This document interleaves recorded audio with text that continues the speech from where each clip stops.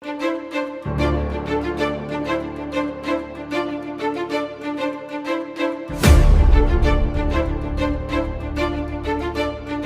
ഒരു ഫോട്ടോ അല്ലേ, മുഖം കാണില്ലല്ലോ, ആളെ കണ്ടിട്ട് ഡിലീറ്റ് ആക്കിക്കോളൂ എന്നൊക്കെ പറഞ്ഞ് ഉമ്മേനെ എൻ്റെ ഫോട്ടോ എടുത്ത് അയച്ചു കൊടുക്കും. ഇന്റെ കയ്യും കാലും ഉമ്മ പിടിച്ചു കൊടുക്കുക ആൾക്ക്. ഞാൻ കരയുമ്പോൾ എൻ്റെ വായ പൊത്തി കൊടുക്കുക, കരയുമ്പോൾ കണ്ണീര് തുടച്ചു കൊടുക്കുക, തുടച്ചു തരിക. അതായത് ഇപ്പൊ കെയ്യും എന്നൊക്കെ പറഞ്ഞ ആൾക്ക് എന്നെ പിടിച്ചു കൊടുക്കും. എന്താ പറയുക, ഞാൻ സഫർ ചെയ്യുന്ന സമയത്ത് ഇത് പറഞ്ഞുതരാനോ അല്ലെങ്കിൽ ഹെൽപ്പ് ചെയ്യാനോ എന്തെങ്കിലും ഷെയർ ചെയ്യാൻ പറ്റിയ ആരും ഉണ്ടായിരുന്നില്ല. അപ്പൊ അങ്ങനെ വല്ല കുട്ടികളുണ്ടെന്നുണ്ടെങ്കിൽ അവരെ ഹെൽപ്പ് ചെയ്യാന്നുള്ള ഒരാഗ്രഹമുണ്ട് എനിക്ക്. അസ്സലാമു അലൈക്കും, welcome back to Visal media. ഞാൻ ഫക്രുദ്ദീൻ പന്താവ്. ഞാൻ മാതൃഭൂമിയിലെ ഒരു പെൺകുട്ടിയുടെ അഭിമുഖം കണ്ടു. സ്വന്തം ഉമ്മ തന്നെ ഒരു മകളെ തൻ്റെ കാമുകൻക്ക് വേണ്ടി പിടിച്ചുകൊടുക്കുക, എന്നിട്ട് ചെയ്യുന്ന തെമ്മാടിത്തരങ്ങൾ. ഒരു ജന്മം നൽകിയൊരു മാതാവ് മകളെ ഇമാതിരി തെമ്മാടിത്തരം ചെയ്യാൻ കൂട്ടുക. ആ മകൾ പറയുന്ന വാക്കുകൾ കണ്ട് ഞാൻ കരുതി ഏതോ സിനിമയിലെ ഭാവനാ കഥകളാണോ. അല്ല, ഉമ്മ ഇങ്ങനെ ചെയ്യൂ എന്നുള്ളതാണ്. ഞാൻ നാലിലെത്തിയപ്പോൾ തൊട്ടിട്ട് എനിക്ക് ഒരാളെ ഉമ്മ കാണിച്ചു തന്നു.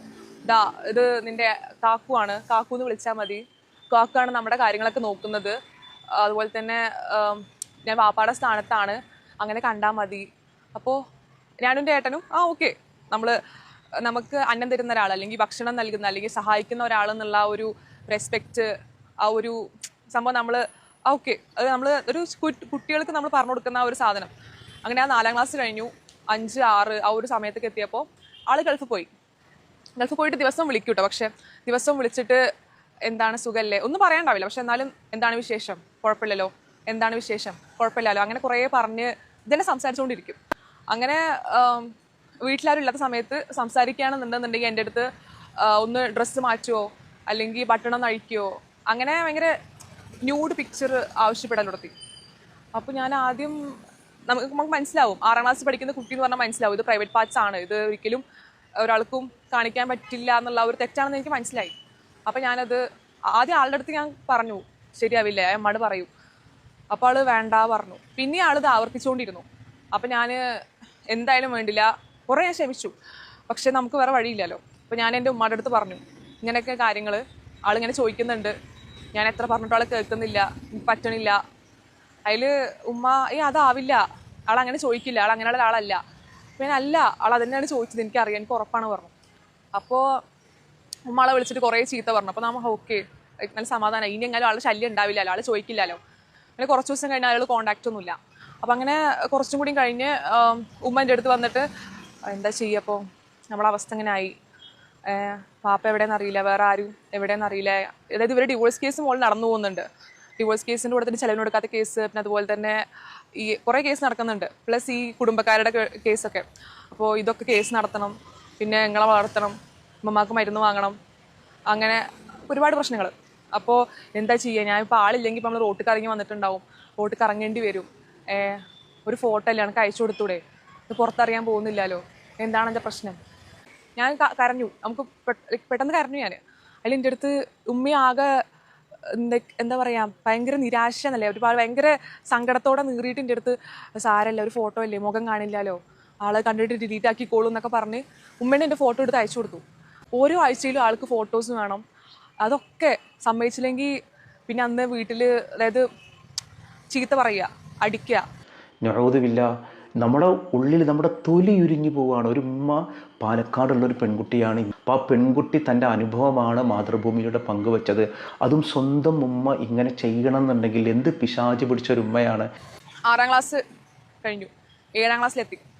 അപ്പോൾ ഒരു മഴക്കാലമാണ്. അപ്പോൾ ഈ അവധികൾ, കുറേ അവധി പ്രഖ്യാപിച്ചിരുന്ന പ്രളയത്തിൻ്റെ സമയമൊക്കെ.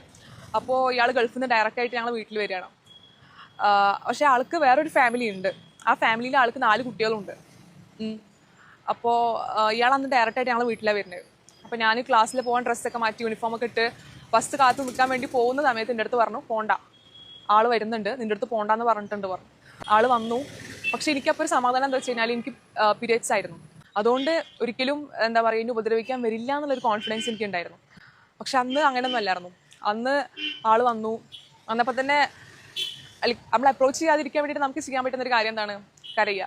അപ്പോൾ ഞാൻ കരഞ്ഞപ്പോൾ ഉമ്മ വന്നിട്ട് ഇന്നിങ്ങനെ കയ്യിൽ പിച്ചിട്ട് എന്തിനാ കരയണത്, ആദ്യമായിട്ടാണ് കാണുന്നത്, പാളെ ഫോണിൽ കാണുന്നത്, നേരിട്ട് കാണുന്നത്, അത്രയല്ലേ ഉള്ളൂ, അങ്ങനെയൊക്കെ പറഞ്ഞ് അന്ന് അതായത് എൻ്റെ കയ്യും കാലും ഉമ്മ പിടിച്ചു കൊടുക്കുക ആൾക്ക്. ഞാൻ കരയുമ്പോൾ എൻ്റെ വായ കുത്തി കൊടുക്കുക, കരയുമ്പോൾ കണ്ണീര് തുടച്ചു തരിക. അതായത് ഇപ്പൊ കെയ്യും എന്നൊക്കെ പറഞ്ഞ ആൾക്ക് എന്നെ പിടിച്ചു കൊടുക്കുക. അങ്ങനെ അന്ന് ഇവർ രണ്ടുപേരും എൻ്റെ അടുത്ത് കാല് പിടിച്ച് മാപ്പ് പറഞ്ഞു, കരഞ്ഞിൻ്റെ അടുത്ത് മാപ്പ് പറഞ്ഞു, ഇനി ഇങ്ങനെ ഉണ്ടാവില്ല. അപ്പം കഴിഞ്ഞ് പിന്നെ ഇത് അവിടുന്ന് അങ്ങോട്ട് ഇത് സ്ഥിരമായി. എട്ട് കഴിഞ്ഞ ആൾ ഗൾഫിൽ പോയി. പിന്നെ 9 കോവിഡായി. അപ്പോൾ ഈ വീഡിയോ കോളിൽ ഇയാൾക്ക് എന്താ പറയുക ന്യൂഡായിട്ട് ഇയാൾക്ക് എന്തൊക്കെ കാണണം അതൊക്കെ ഉമ്മ വരും. എൻ്റെ ഏട്ടനെ മാറ്റും, പുറത്ത് സാധനം വാങ്ങാൻ പറഞ്ഞേക്കും. എന്നിട്ട് എൻ്റെ അടുത്ത് വരും, ഇത് ഇങ്ങനെ കാണിക്കുക അങ്ങനെ കാണിക്കുക.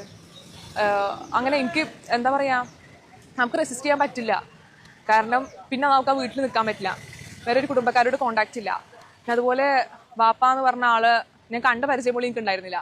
ആരോട് പറയും? ഇപ്പോൾ ഫ്രണ്ട്സിൻ്റെ അടുത്ത് പറയുകയാണെങ്കിൽ തന്നെ ഞാൻ ആരോട് പറയും? +1 എത്തിയപ്പോൾ എനിക്ക് എന്താ പറയുക ബ്ലഡിൻ്റെ കുറവുണ്ട്. അപ്പോൾ പീരിയഡ്സ് ഡിലേ ആവുമ്പോൾ ഇവർക്ക് വല്ലാത്ത ടെൻഷനാണ്. അതായത് ഞാൻ വേറെ ആരുടെടുത്തെങ്കിലും അഫെയർ ഉണ്ടോ, ഇനി വേറെ ആരുടെടുത്തെങ്കിലും ഞാൻ ഫിസിക്കലി എന്തെങ്കിലും കോണ്ടാക്ട് വന്നിട്ടുണ്ടോ. അപ്പോൾ ഇനി ഓരോ പീരിയഡ്സ് ഡേറ്റ് ഡിലേ ആകുമ്പോഴും ഇവർ എൻ്റെ അടുത്ത് ഭയങ്കര ടോർച്ചർ. അതായത് വേറെ ആരുടെടുത്തെങ്കിലും ഉണ്ടോ റിലേഷൻ, വേറെ ആരുടെടുത്തെങ്കിലും ഫിസിക്കലി ഇങ്ങനെ ഉണ്ടായിട്ടുണ്ടോ, ഫിസിക്കലി എന്തെങ്കിലും വന്നിട്ടുണ്ടോ. ഇവർക്ക് ഭയങ്കര പ്രശ്നം. എന്നിട്ട് അവർ കുറേ ഫ്രൂട്ട്സ് തരും, കുറേ മരുന്ന് തരും, ബ്ലഡ് ഉണ്ടായിട്ട്. അപ്പോൾ പീരിയഡ്സ് ആവും. അപ്പോൾ ഓക്കെ, അപ്പോഴാണ് അവർ ശരിക്കും സമാധാനമാകും അവർക്ക്. ഈ തമ്മാടിത്തരം ചെയ്ത ഉമ്മാക്ക് കോടതി ശിക്ഷ കൊടുത്തിട്ടാ ജീവപര്യന്തം തടവ് ശിക്ഷ. അവരും ആ കാമുകനായ ഒരാളും ജീവപര്യന്തം തടവ് ശിക്ഷ അനുഭവിക്കുകയാണ്. നമ്മളറിയാത്ത അനുഭവിക്കാത്ത അനുഭവങ്ങളൊക്കെ നമുക്ക് കെട്ടുകഥകളായിട്ട് തോന്നും. പക്ഷേ ഇങ്ങനെയും ഒരുപാട് അനുഭവങ്ങളുണ്ട്. +1 എൻ്റെ ആയപ്പോൾ എൻ്റെ ഫ്രണ്ട് ഉണ്ട്, എൻ്റെ ഒരു ക്ലോസ് ഫ്രണ്ടാണ്. അപ്പോൾ അവളുടെ വീട്ടിലെ ഓരോ ബുദ്ധിമുട്ടുകളും കാര്യങ്ങളൊക്കെ എൻ്റെ അടുത്ത് പറയായിരുന്നു. അപ്പം എൻ്റെ അടുത്ത് പറഞ്ഞ് അപ്പോൾ എനിക്ക് തോന്നി ഇവിടെ ഇത്രയും ഷെയർ ചെയ്യുന്നുണ്ട്, അപ്പോൾ എന്തുകൊണ്ട് എനിക്ക് ഷെയർ ചെയ്തുകൂടാ. അപ്പോൾ ഞാൻ പറഞ്ഞു ഇങ്ങനെ കുറേ കാര്യമുണ്ട്. അവൾ വിശ്വസിച്ചില്ല. ഓക്കെ, അവൾ ചുമ്മാ പറഞ്ഞാൽ അല്ല, സീരിയസ് ആയിട്ട് ഇങ്ങനെയാണ് കാര്യങ്ങൾ. ഞാൻ വിശദീകരിച്ച് പറഞ്ഞപ്പോൾ അവൾക്ക് കുറച്ച് റിലേറ്റ് ചെയ്യാൻ പറ്റി. അപ്പോൾ അവളാകെ ഷോക്കായി. ആകെ സ്വന്തം എന്ന് പറയാനായിട്ടുള്ള എൻ്റെ ഉമ്മ മാത്രമേ ഉള്ളൂ. അവർക്ക് എതിരായിട്ട് നിൽക്കണം ഞാൻ ഈ ഒരു പോയിന്റിൽ. അവർക്ക് എതിരായിട്ട് നിൽക്കണോ, നിന്ന് കഴിഞ്ഞാൽ പിന്നെ വേറെ ആരുമില്ല എനിക്കവിടെ. ഞാൻ എന്ത് ചെയ്യും, എവിടെ പോവും, എന്താണ് ഉണ്ടാവുക ഒന്നും എനിക്കറിയില്ല. അപ്പോൾ ഞാൻ ഇവരെ വെച്ച് അന്വേഷിച്ചു. അപ്പോൾ ഇവർ പറഞ്ഞു ഇങ്ങനെയൊക്കെയാണ്, നീ ഇപ്പോൾ ഓർഫനേജ് പോവും, നിൻ്റെ ഉമ്മ ചിലപ്പോൾ ജയിലിൽ പോകാനുള്ള സാധ്യതയുണ്ട്, ആളെന്തായാലും ജയിലിൽ പോവും, നിൻ്റെ ഏട്ടൻ എന്താ ചെയ്യാന്നറിയില്ല. അപ്പോൾ ഞാൻ ആകെ ഒന്നും കൂടി ടെൻഷനായി. പിന്നെയും എൻ്റെ അടുത്ത് എൻ്റെ ഫ്രണ്ട്സ് പറഞ്ഞു, ഇനി എന്തൊക്കെ വന്നാലും എൻ്റെ ജീവൻ പോവുകയാണെങ്കിൽ പോലും ഒരിക്കലും ആളെ നിൻ്റെ മേൽ തൊടാൻ സമ്മതിക്കരുത്.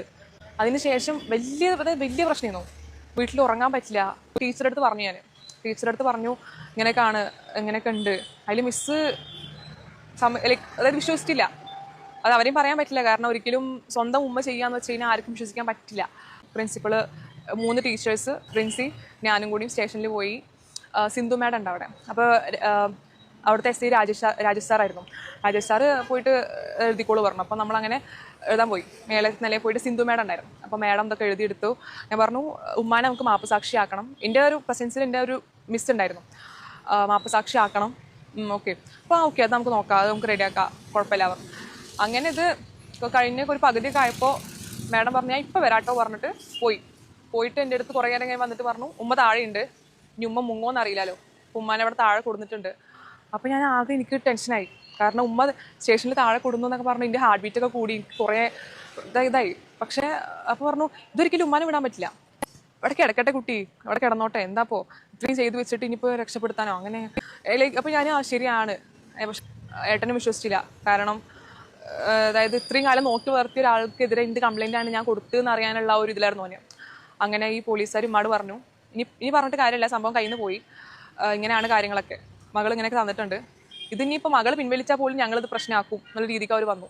അതിൽ ഉമ്മ കുട്ടി സമ്മതിച്ച് ഏട്ടൻ്റെ അടുത്ത് ഉമ്മ തന്നെ പറഞ്ഞു ഇങ്ങനെയൊക്കെയാണ് കാര്യങ്ങൾ, ഇങ്ങനെ ഉണ്ടായിട്ടുണ്ട്. സ്വന്തം മാതാവ് തന്നെ ഒരു പെൺകുട്ടിയുടെ ജീവൻ ഇതുപോലെ തകർക്കാൻ കൂട്ടുക്കുന്നു എന്ന് പറഞ്ഞാൽ തുടക്കത്തിൽ എനിക്ക് വിശ്വസിക്കാൻ പ്രയാസം തോന്നി. പക്ഷേ കോടതി കണ്ടെത്തി ശിക്ഷിച്ചൊരു കാര്യമായതുകൊണ്ട് നമുക്കതിൽ അത്ഭുതമില്ല. അള്ളാഹു നമ്മുടെ മക്കളെ കാക്കട്ടെ എന്ന് പ്രാർത്ഥിക്കാനേ നമ്മളെ കൊണ്ട് കഴിയൂ. പിന്നെ അതിലെനിക്ക് എൻ്റെ ഒരു കണ്ണിന് മസിലിന് വില കുറവാണ്. അപ്പോൾ ഞങ്ങൾ കോയമ്പത്തൂർ അരവിന്ദ് ഹോസ്പിറ്റലുണ്ട്, ഐ ഹോസ്പിറ്റൽ, അവിടെ പോയി സ്റ്റേ ചെയ്തിട്ടുണ്ടായിരുന്നു. അപ്പോൾ ആള് എനിക്ക് ബിയർ ഉണ്ടല്ലോ, മദ്യം, അത് കുടിപ്പിച്ചിട്ട് എനിക്ക് ഗ്യാസ് അടിച്ച് കയറിയിട്ട് അന്ന് ഭയങ്കര ഇവിടെ വേദന ഉണ്ടായിരുന്നു. പുറത്ത് കൊണ്ടുപോകാനും പറ്റില്ല, കാരണം ഫിസിക്കലി അബ്യൂസ്ഡ് ആണെന്ന് മനസ്സിലാവും. പിന്നെ മൈനറാണ്, ആ പ്രശ്നമാവും. അങ്ങനെ അവിടെ ചുടുവെള്ളം തന്ന് കുറേ കഴിഞ്ഞിട്ട് ഇത് മാറി. അപ്പോൾ ആ കാര്യങ്ങളൊക്കെ പോലീസുകാർ പറഞ്ഞു ഇങ്ങനെയൊക്കെ ഉണ്ടായിട്ടുണ്ടെന്ന് ഞങ്ങൾക്ക് അറിയാം. എൻ്റെ ഏട്ടൻ വന്നിട്ട് ഓക്കെ ഇത് എങ്ങനെയും ഒഴിവാക്കാൻ പറ്റുമോ, കാരണം നമുക്ക് ഇത് പ്രശ്നം ഉണ്ടാക്കാൻ എല്ലാവരും ഉണ്ടാവും, പ്രശ്നം ആയിക്കഴിഞ്ഞാൽ ആരും ഉണ്ടാവില്ല. അപ്പോൾ ഇല്ല, ഞാൻ ടീച്ചേഴ്സിന് എൻ്റെ കൂടെ ആകെ നിന്നത് ടീച്ചേഴ്സാണ്. അവർ രണ്ടുപേരെയും പിടിച്ച് അവർ ജയിലിലായി. ജീവപര്യന്തം കഠിന തടവ്, 2 ലക്ഷം രൂപ പിഴ, ഇതാണ് വിധി വന്നത്. ഞാനൊന്ന് ചോദിക്കുന്ന ഒരു ചോദ്യം, ഈ ഒരു പെൺകുട്ടി പറഞ്ഞൊരു അനുഭവം നിങ്ങൾ പൂർണ്ണമായിട്ട് വിശ്വസിക്കുന്നുണ്ടോ എന്നുള്ളതാണ് എൻ്റെ ചോദ്യം. എന്തായാലും നിങ്ങൾ നിങ്ങളുടെ അഭിപ്രായം താഴെ കമൻറ്റ് ചെയ്യുക. എന്നെ അവിടെ തൊട്ടടുത്തൊരു ഓർഫനേജ് ഉണ്ടായിരുന്നു, സലഫിയ ഓർഫനേജ്, അവിടെ ആക്കി. കാരണം അങ്ങനെ ഹോസ്റ്റലിൽ കുറേ ഓർഫനേജ് ഹോസ്റ്റലൊക്കെ മാറി, കുറേ ഹോം, ഗവൺമെൻറ്റിൻ്റെ താഴെ തന്നെ ആയിരുന്നു ഞാൻ. 18 വയസ്സ് തികയണ വരെ ഗവൺമെൻറ്റിൻ്റെ കീഴിലുള്ള ഹോസ്റ്റലിൽ തന്നെ ആയിരുന്നു. ഈ പ്രശ്നമൊക്കെ ആയപ്പോൾ വാപ്പ തിരിച്ചു വന്നു. ഇപ്പോൾ വാപ്പയുടെ ഫാമിലി ആയിട്ട് കണക്റ്റഡ് ആണ്. ഇതിപ്പോൾ സഹോദരൻ അറിഞ്ഞ ശേഷം അവൻ്റെ റെസ്പോൺസ് എന്ന് വെച്ച് കഴിഞ്ഞാൽ എനിക്കെതിരായിരുന്നു. അപ്പോൾ ഇത് വീട്ടിലാവുമ്പോൾ ഞാൻ അവൻ്റെ അടുത്ത് പറഞ്ഞിട്ടുണ്ടെന്നുണ്ടെങ്കിൽ ഒരിക്കലും അവൻ എൻ്റെ കൂടെ നിൽക്കില്ല. ഇത് അറിഞ്ഞ ശേഷവും അവൻ എൻ്റെ അടുത്ത് ഇത് ഒഴിവാക്കുക, ഇത് വേണ്ട, നമുക്ക് ഞാൻ നോക്കിക്കോളാം എന്നൊക്കെ പറഞ്ഞ് അവനിത് ഒതുക്കാനാണ് നോക്കിയത്. അപ്പോൾ ഇതിപ്പോൾ ഞാൻ ചെറുപ്പം തൊട്ട് അവനോട് പറഞ്ഞിരിക്കുകയാണെന്നുണ്ടെങ്കിൽ പോലും ഹി കാൻ ഡു എനിത്തിങ്. ഇതിൽ ബെസ്റ്റ്, അതായത് എനിക്ക് അത്രയും സപ്പോർട്ടായിട്ട് തന്ന ഫസ്റ്റ് ആൾക്കാരാണ് പോലീസുകാരും ഈ ടീച്ചേഴ്സും.